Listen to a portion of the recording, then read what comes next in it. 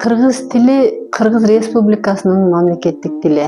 Демек, мамлекеттик тил мамлекетибиздеги улуттардын ортосундагы байланыштын, пикир алышуунун куралы.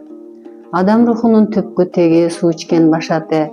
Ал бүтүндөй элдин тарыхын, кыбыр эткен кыймылын сарамжал сактап, кийинки муунга көнөргүс тарых руханий казына кылып өткөрүп берет. Ар бир жаран кыргыз тилинде сүйлөп, кыргызча ойлонуш керек. Тилдин жакшырышы үчүн Кыргыз Республикасынын президенти 2023-жылдын 17-июлунда 140 Кыргыз тил мамлекеттик тил мыйзамы жөнүндө конституциялык мыйзамды кабыл алды.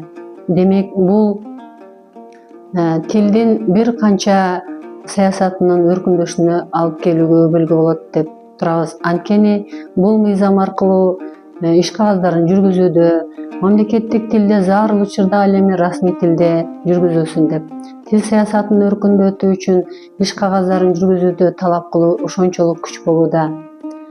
Ошондой эле адабий тилинин орфографиялык, стилистикалык, грамматикалык ченемдерин сактоо талап кылынууда.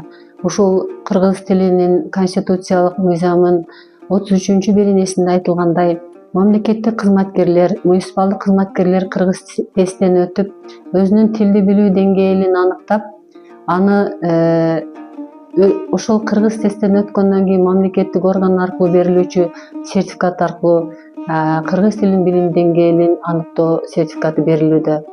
Ошондой эле аймактарыбыздагы жана региондордогу баардык көрнөк жарнактар кыргыз тилинде, географиялык аталыштар, көчөнүн аттары, деги эле радио берүүлөр, радио уктуруулар, интернет сайттары 70% мамлекеттик тилде жүргүзүү керектиги деп берилген.